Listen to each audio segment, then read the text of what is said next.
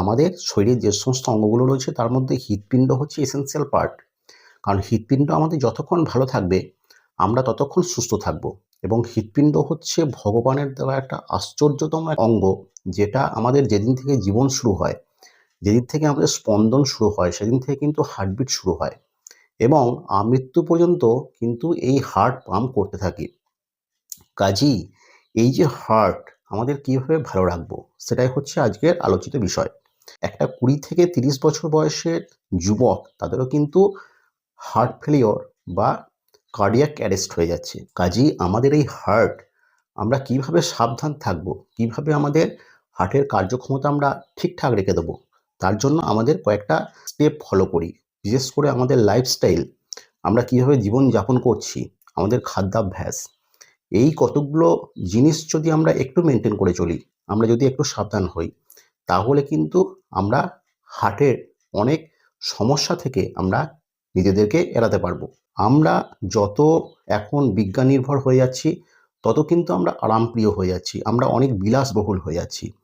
আমরা আগে যেরকম একটা জায়গা থেকে আরেকটা জায়গায় যেতে হলে আমরা পায়ে হেঁটে যেতাম বা সাইক্লিং করে যেতাম, এখন কিন্তু যত জীবনযাত্রা বদলাচ্ছে, লাইফস্টাইল চেঞ্জ হচ্ছে, তত কিন্তু আমরা যন্ত্র নির্ভর হয়ে পড়ছি। আমরা এখন গাড়ি ছাড়া, বাইক ছাড়া আমরা কিন্তু চলাচল করি না, কারণ সেটা আমাদের একটা সোশ্যাল স্ট্যাটাসে চলে এসছে।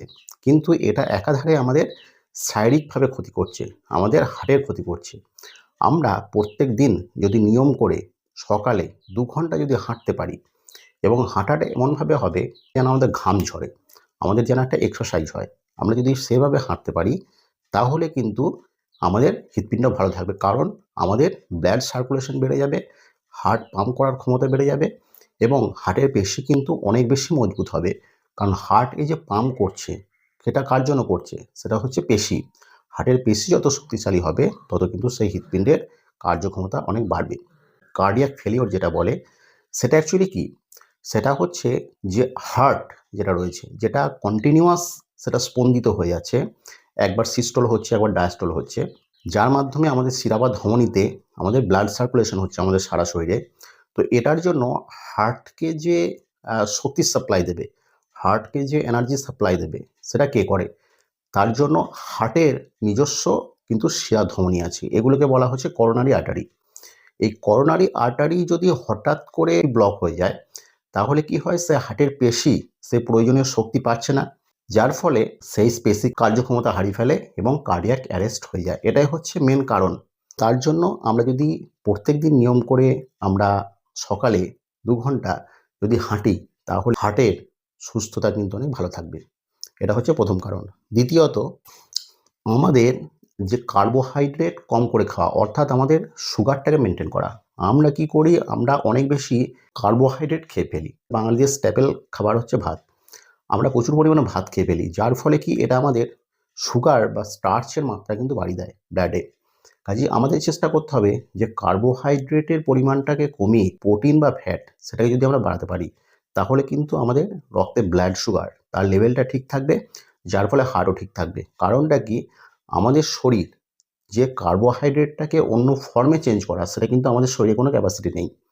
কিন্তু আমাদের প্রোটিন বা ফ্যাটকে কিন্তু অন্য একটা রূপে চেঞ্জ করা, সেটা তার জন্য আমাদের শরীরে সিস্টেম আছে। কিন্তু কার্বোহাইড্রেটটাকে চেঞ্জ করা, সেটা আমাদের শরীর, আমাদের সিস্টেম সেটা কিন্তু মেনটেন করে না। যার জন্য কিন্তু কার্বোহাইড্রেট আমাদের ব্লাডের মধ্যে, রক্তের মধ্যে সুগারের মাত্রাটা বাড়িয়ে দেয়। তাহলে কি? আমাদের লো কার্বোহাইড্রেট ফুড সেটাকে আমাদের ইনটেক করতে হবে বেশি করে। এরপর হচ্ছে যে কোলেস্টেরল লেভেল।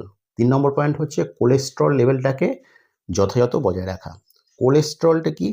কোলেস্টেরল যেটা করে, আমাদের এই যে শিরা বা ধমনীগুলো রয়েছে, তাদের এই আর্টারির মধ্যে এই কোলেস্টেরলটা জমতে জমতে এই যে রক্ত সরবরাহ হচ্ছে, রক্ত চলাচল করছে, সেই পথটাকে বাধা দেয়। এবং একটা সময় কোলেস্টেরলের মাত্রাটা যখন মাত্রাধিক যখন হয়ে যায়, তখন কিন্তু সেই রাস্তাটাকে ব্লকেজ করে দেয়, যার ফলে ব্লাড সার্কুলেশন হতে পারে না এবং সেই পেশিটা কিন্তু মারা যায়, যার ফলে এই সমস্যাটা দেখা দেয়। তো কোলেস্টেরলের নর্মাল আমাদের লেভেল যদি দেখি, তাহলে সেটা হচ্ছে 200 মিলিগ্রাম পার ডেসিলিটার। এটা হচ্ছে নর্মাল লেভেল।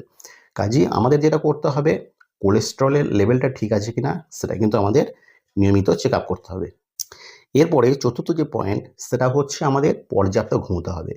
আমাদের দৈনন্দিন জীবনে কাজ আছে, অবশ্যই আমাদের কাজ করতে হবে। কারণ আমাদের জীবিকা অর্জনের জন্য, উপার্জনের জন্য অবশ্যই আমাদের কাজ করতে হবে। কিন্তু আমাদের ডিউটি আওয়ার্সের বাইরে ৭ ঘন্টা, ঠিক আছে? ৭ ঘন্টা পিওর স্লিপ এটা কিন্তু ভীষণ প্রয়োজন।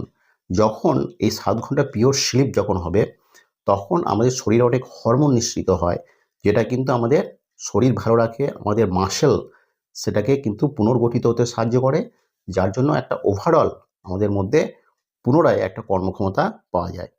এরপরে ৫ নম্বর যে পয়েন্টটা সেটা হচ্ছে যে নিয়মিত মেডিকেল চেকআপ। আমাদের ব্লাড প্রেশার কত কী রয়েছে সেটাকে নিয়মিত চেকআপ করা। আমাদের নরমাল প্রেশার সিস্টোলিক যেটা সেটা হচ্ছে ১২০ থেকে কম হলে জানবো সেটা নরমাল, এবং ডায়াস্টোলিক প্রেশারটা যদি ৮০ থেকে কম হয় তাহলে জানবো যে আমাদের ব্লাড প্রেশার স্বাভাবিক আছে। এর থেকে দুটোই যদি বেড়ে যায় তাহলে বুঝতে হবে কিন্তু আমাদের ব্লাড প্রেশার হাই। তো আমাদের নিয়মিত একটা সঠিক কোনো একটা প্র্যাকটিশনারের কাছে যারা ব্লাড প্রেশার ঠিকমতো চেক করতে পারে, সেরকম জায়গায় গিয়ে আমরা যদি নিয়মিত ব্লাড প্রেশারটাকে চেক করি, সেটা কিন্তু আমাদের এই হার্ট ফেলিওর এই দুর্ঘটনা থেকে আমাদের অনেকটা আগে থেকে সতর্ক করে দিতে পারে। এরপরে ক্যালসিয়াম টেস্ট। কারণ কি, যে ক্যালসিয়াম যেটা বলে যে ক্যালসিয়াম চ্যানেল ব্লকার, আমাদের ব্লাডের মধ্যে যখন ক্যালসিয়ামের মাত্রা খুব বেশি বেড়ে যায় তখন কিন্তু এই ব্লকেজ হয়ে যাওয়া বা কার্ডিয়াক অ্যারেস্ট এই হয়ে যাওয়ার সম্ভাবনাটা বেড়ে যায়। আমাদের ব্লাডের নর্মাল যেটা ক্যালসিয়ামের মাত্রা সেটা হচ্ছে 8.5 থেকে 10.2 milligram per decilitre. Last of all যেটা বলবো যে ব্লাড টেস্ট করা। ঠিক আছে, বছরে যাদের বয়স অন্তত 40 প্লাস হয়ে গেছে, তার আগেও 35 থেকে করা যায় বা 30 থেকেও এখন অনেকে করছে, যারা একটুখানি স্বাস্থ্য সচেতন, তারা যদি ব্লাড টেস্ট বছরে একবার করে, বিশেষ করে লিপিড প্রোফাইল অর্থাৎ কোলেস্টেরল লেভেল, তার সঙ্গে ইসিজি করানো অর্থাৎ ইলেকট্রোকার্ডিওগ্রাম, এবং তার সঙ্গে ইকোকার্ডিওগ্রাম, এই দুটো যদি করানো হয় তাহলে কিন্তু আমাদের হৃৎপিণ্ড বা হার্ট আমাদের নর্মাল চলাচল করছে নাকি কোনো অস্বাভাবিকতা রয়েছে এর মধ্যে, সেগুলো আমরা দেখতে পারি।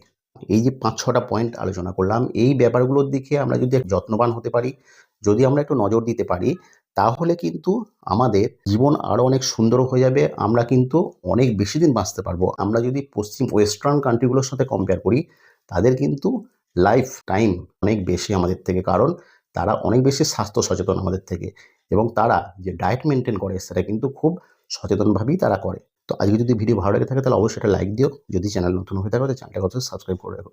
দেখা হচ্ছে পরের ভিডিওতে।